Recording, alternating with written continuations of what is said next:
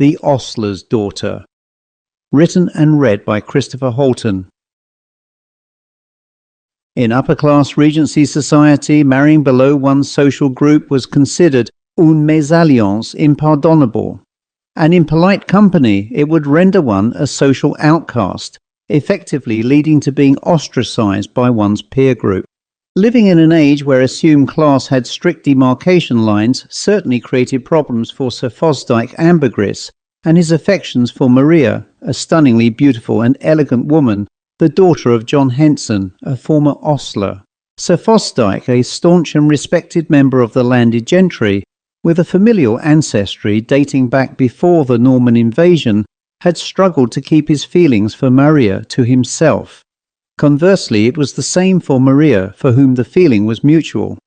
Still, as a personal maid to Lady Ambergris, Fosdyke's ailing mother, she was able to discreetly meet him within the Ambergris family home at Mardike Hall, a fine Queen Anne pile built of stone and red brick, which rested on 1,000 acres of fine Oxfordshire countryside and an estate that was especially noted for its stud of fine racing horses. Maria, with her slim, fine frame, long blonde hair, and blue eyes, had a certain air of deportment that set her apart from women of her humble background. She was also very intelligent and well-read, having been taught to read and write by the local vicar, who ran a small classroom for bright children from poor families. In fact, with her beauty and humility, she had all the airs of a lady, and it was said that she was quite ambitious to elevate herself from her social class. However, nobody knew of her secret liaisons with the squire, a man in his early 30s, with her, a commoner woman in her mid-20s, and such was the state of play, for their secret dalliances and entreaties. Sir Fosdyke was in many ways different to Maria. He was a quiet, unassuming, well-spoken and privately educated man with no personal interest in the social set of the period. For him, Maria would be his soulmate, making him finally complete in his life. His wealth afforded many privileges which enabled him to sit in a higher social tier than those of his contemporaries, with the exception, perhaps, of his widowed mother, who would suffer an apoplexy if she knew of her son's interest with Maria. And so the charade continued for a few years before Lady Ambergris died in her bed of old age. Following the funeral, which was attended by the great and the good, Lady Ambergris was finally laid to rest in the family crypt, and it was after a respectable period of mourning that Maria made her first move to assure herself a place at Fosdyke's side by entreating him to make her the governess of the house. This would allow her unrestricted access to Sir Fosdyke and to engage on a semi-social level, at least with his peers who frequently visited. He willingly agreed to such a proposition, and an apartment was made available to her not too far from Fosdyke's bedroom on the first floor of this sprawling house. As part of her employment, a maidservant was made available to her, and she ate at breakfast, lunch and dinner with Fosdyke in the great hall. Of course, in time, the servants' tongues would waggle, and rumour and innuendo were rife. Maria seemed to harden as a woman as she grew into her new role and improved her social status, and she was known to be a strict disciplinarian with the staff under her supervision. This state of affairs culminated to a head when Maria appeared to fall pregnant, and soon it was commonplace to suggest that Fosdyke was the father. And one day it happened. Maria disappeared. Fosdyke explained she had left to take up a new position as a governess in India, and forbade any further conversation on the subject. And so the years passed, and Fosdyke, never marrying, died as a bachelor in 1875, and nothing was ever heard from Maria again. His solicitors disposed of his estate to various good causes, as there was no heir, and the house itself ended up in the hands of a wealthy London-based businessman, John Clark, who acquired the property with stables and a few hundred acres for leisure purposes. Clark, a man in his mid-60s, was short, somewhat rotund, and always dressed immaculately for whatever occasion when seen around the neighbourhood. He had a fondness for cigars and fine wines, and, like Fosdyke, was unmarried. He rarely socialized locally, but was always polite and acted the perfect gentleman accordingly. Apart from a small retinue of staff, he was known to keep to himself and mind his own business, although he would occasionally entertain guests who arrived for weekends from London. And it is here that I, Henry Upton, a friend and colleague of John Clarke, step into this story. John wrote to me in August 1882 and implored me to visit. Knowing that he was a rare but generous host to visitors, I snapped at the opportunity. I travelled by train to Ambergris railway halt in Oxon, where I was greeted by a servant, Mr. Foster, driving a spring brougham drawn by a beautiful black hackney, whom he affectionately called Timbers. Quite why and how the odd appellation was given for a horse's name was never explained. But Foster was a congenial chap in his mid-50s and was slim and sprightly. With a smile he took my portmanteau and said in a cheery Cockney accent, "Let me take this, governor. Mr. Clarke tells me to ensure I'll get you to the house safely, and I brought the brougham for a bit of comfort for you, sir." He doffed his bowler, and after loading the portmanteau securely in the coach-box boot, he opened the passenger door. After alighting, he closed it securely and set off towards the estate along leafy, narrow Oxon country lanes before eventually arriving at Mardike Hall, where another servant took my luggage and escorted me into the library, where I was warmly greeted by John, who was chomping on a cigar butt while holding a hefty tome taken from the mahogany veneered bookshelves. Putting down the book on a reading table and leaving the rather chewed butt in a ceramic ashtray, he shook my hand and beckoned me to sit with him. After doing so, he poured a glass of port for us and said, "Jolly well pleased to see a friendly face here, Henry. Haven't been back to the city for a while, and to be perfectly frank, I'm suffering cabin fever, what?" I looked around the spacious room, which featured beautifully executed plaster cornices framing 10 bookshelves that lined and intersected the room. I stared through a beautiful Queen Anne upper sash window onto a beautifully manicured lawn surrounded by flower beds, and said, "Well, John, if this is cabin fever, I'm more than happy to share this with you." He gave a deep belly laugh.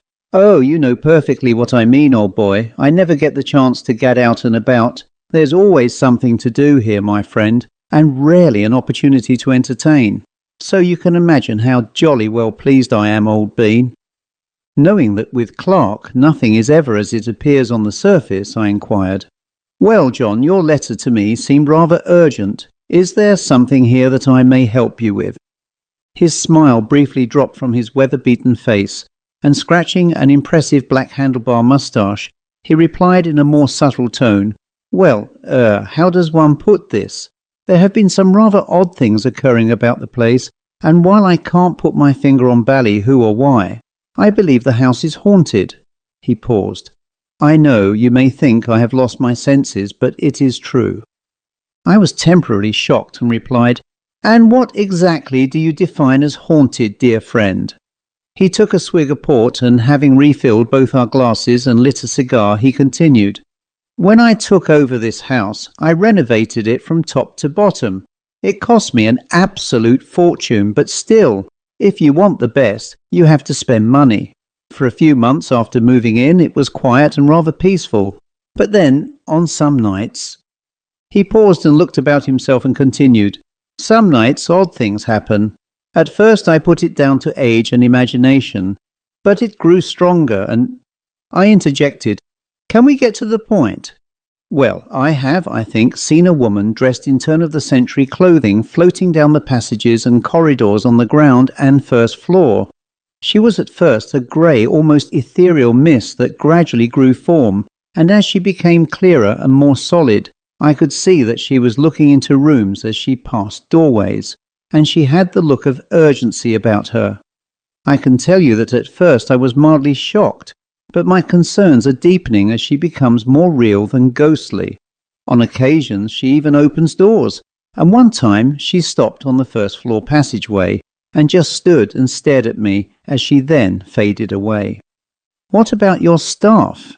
"Well," he responded, "that is the strangest thing. None have seen her, although they have reported doors opening on their own, and sometimes the sound of feet walking down the corridors and passageways throughout the house, but nothing other than that." "Have you done any research on the history of the house?" Well, yes, I spoke to the local vicar, a nice chap called Betts, and he told me that many years ago a governess here called Maria left the estate to take up employment in India. The rumours were that she was made pregnant by the then squire, a chap called Sir Fosdyke Ambergris, and he didn't do the decent thing, but instead threw her out. So that is the only historical drama here, and I'm dashed to understand what this is all about, to be honest. Before you arrived, who lived here? Up until 1875, it was still this chap Ambergris, who died a bachelor in his 80s. But according to a private investigator I hired, he, having spoken to former staff, discovered that all was fine here until he passed away. And then they claim they heard all the incidents I related to you, which is not the answer I was expecting, as I assumed this had been going on many years. I sat quietly, mulling this over to myself, and said, "So why am I here?" "I heard from some chap that you had an interest in all this sort of thing, having attended a few séance sittings in London, and being a level-headed ex-army officer, I thought all of this would be right up your street, as it were." I smiled. "Yes, I have attended a few in company with a lady friend who believes in this, but to be perfectly honest, I think this is the stuff of nonsense, and in the case of séances, a perfect sham. You know, a sharp practice perpetrated on naive folk for money. But I don't think you have imagined or made this up, so I'm rather oddly perhaps inclined to believe you.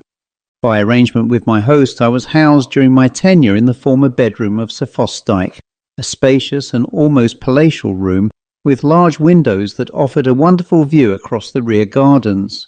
The walls were decorated with fine landscape oils and watercolours, and the room was furnished with large mahogany wardrobes, a four-poster double bed, a day table featuring a Georgian wicker-seated chair, and rich deep-pile carpets on the floor. And, as with the rest of the property, it had gas lighting which significantly brightened the room. I also omit to mention a luxurious ensuite toilet and bathroom.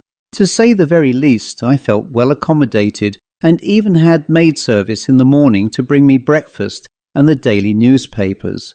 The first night passed without incident, although John insisted he had heard footsteps during the small hours. However, even he had to admit that the house remained relatively quiet. The following day I decided to wander around the property to ascertain for myself whether any of the sound anomalies could be explained. But of course my inquiries drew an anticipated blank. However, there was one place not mentioned to me, which was the cellar, which ran the entire width and breadth of the house.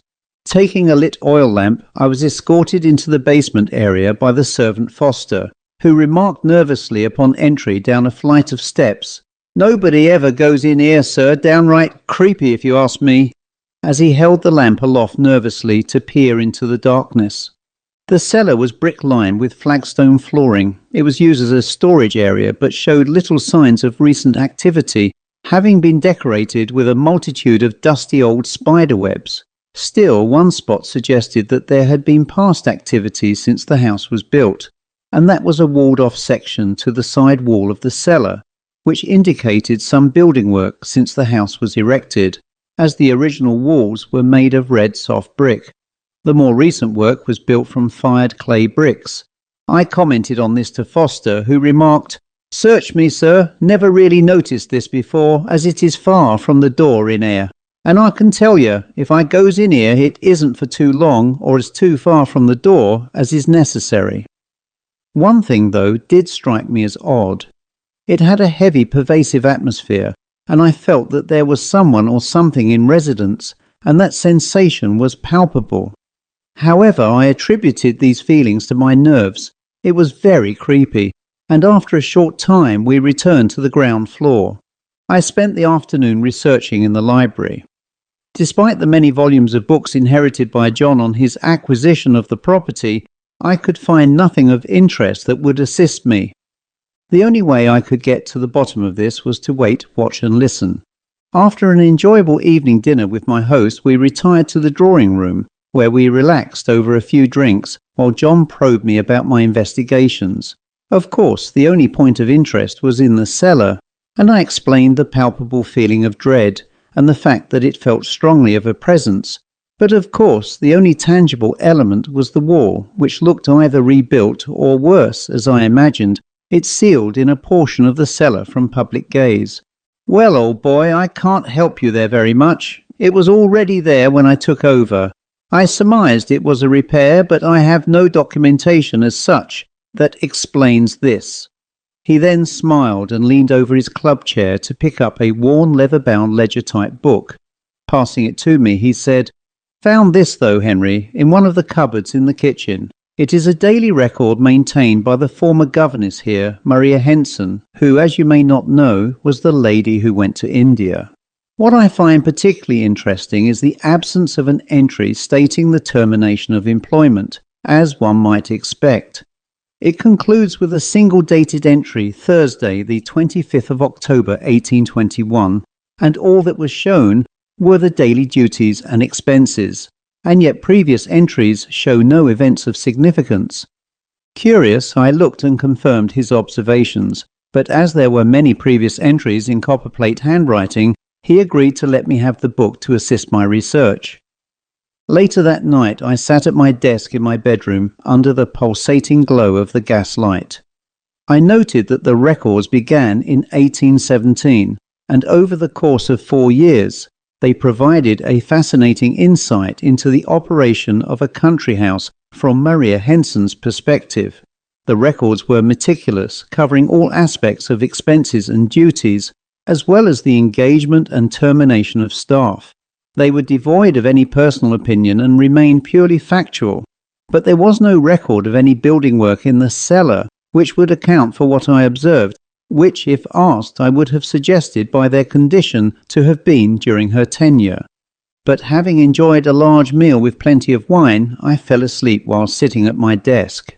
During the night I had a remarkably clear and vivid dream, in which I saw, under the brightness of candlelight, a beautiful blonde-haired woman in a Regency-era dress having a violent argument with an immaculately dressed gentleman of the period. He was wearing formal evening attire consisting of a black tailcoat with the back elegantly cut away and the front tapering to a sharp waistline. Beneath it I saw an ivory-coloured silk waistcoat. His cravat was of crisp whiteness gleaming against the dark coat, and he wore tight-fitting knee breeches of fine buckskin, ending at the knee with fine, polished Hessian boots. At his waist he wore a small gold watch on a chain. His dark, slightly receding hair was brushed forward, and I smelt a faint dab of cologne about him. He was a fine-looking man in his 30s. In contrast, the woman was wearing a silk celadon green gown, with a waistline cut just below the bust, which accentuated a graceful columnar silhouette, with the skirt flowing in airy folds to the floor. She had short puffed sleeves edged with fine lace. Her neckline was low and wide, revealing her shoulders.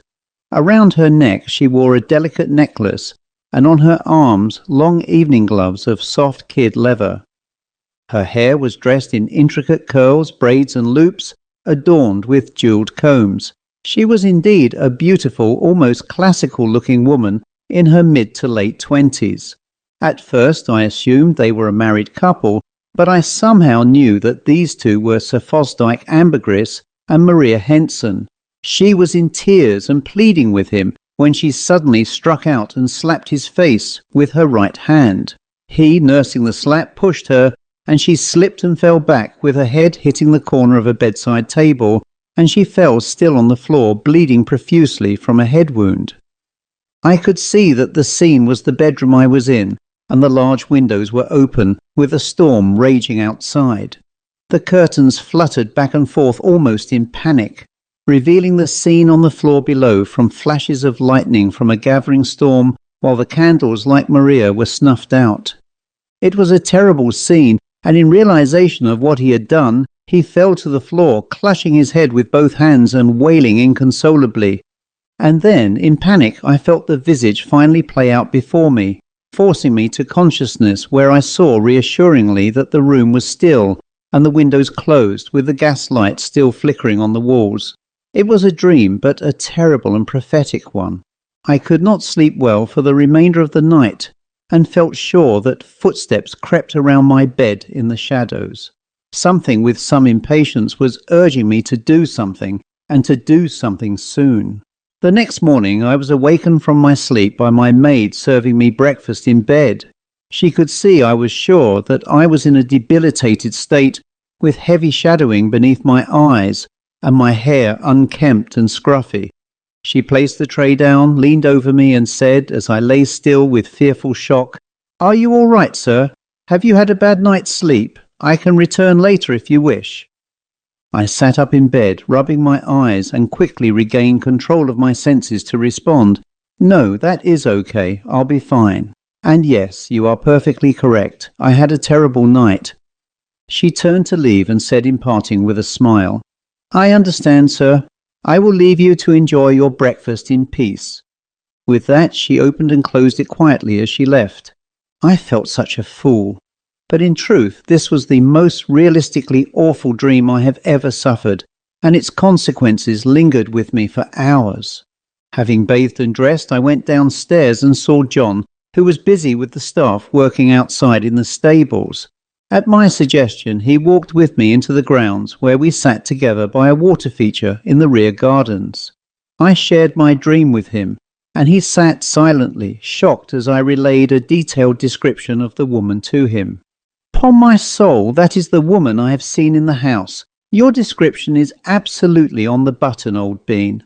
What a rum deal, eh, to have to suffer a dream like that. What do you suggest we do?" My thoughts on the matter centred on the cellar wall.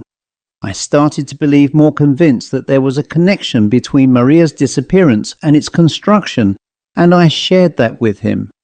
He sat there, lit a cigar, and stared almost blindly across the grounds, and after a few seconds of thought he said, "I'll get a local surveyor chap I know to check the wall out. If it isn't a load-bearing and put there to support the foundations, we'll jolly well have a hole knocked through into it to see what lies beyond."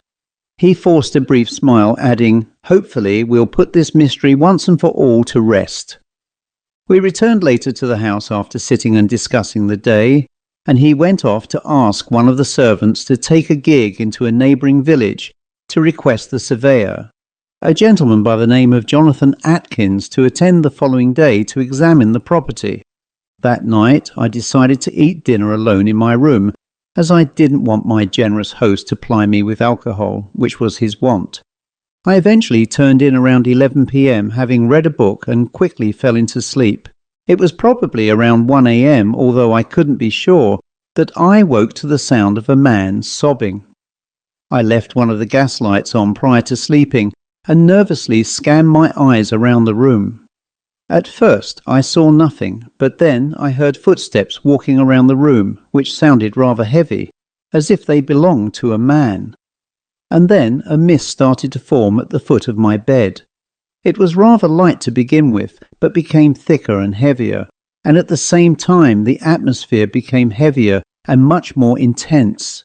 I then heard a man's voice, which whispered in a strange, detached, echoey form, "Maria, oh my darling Maria, what have I done to you, my love? What have I done?"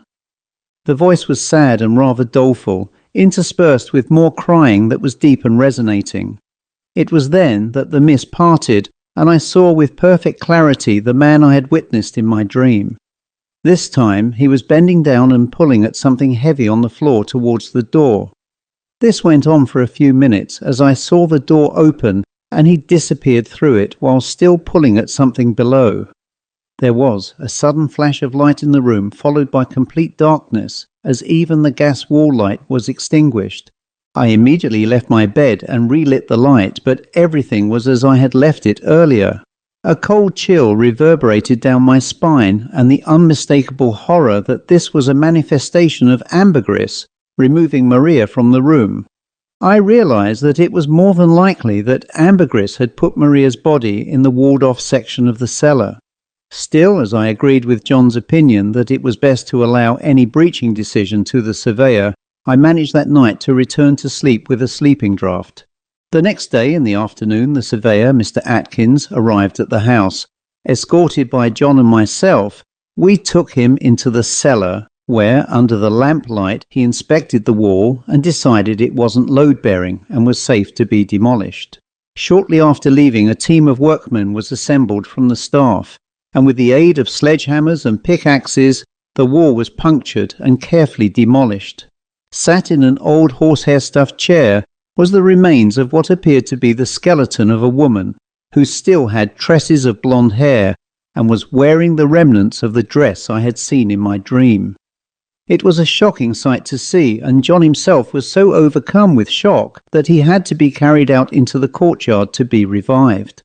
A local doctor was summoned, as was the police, and following an examination of the corpse in situ, it was discovered that she had suffered head trauma, following either being struck or from a fall.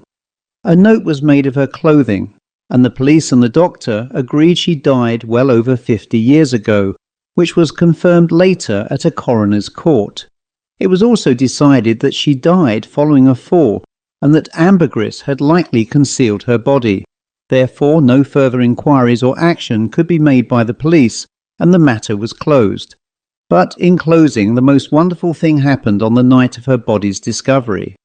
Both John and I had finished dinner, and we made our way to the drawing room to enjoy some glasses of port together. As we entered the hallway to cross into the drawing room on the other side, we both saw, as in life, Fosdyke and Maria resplendent in their Regency dress, walking arm in arm to the main entrance, before stopping briefly to turn and smile at us, before disappearing forever through the closed door. They were both still plainly in love with each other, and were finally reunited in death. Maria no longer had to haunt the corridors in search of her lost love, and he no longer needed to feel guilty for a terrible accident that had happened so many years earlier. As there were no living relatives, it was decided that she would be interred in the Ambergris family crypt, where both would lie together for an eternity, bound to each other in love and respect. The end.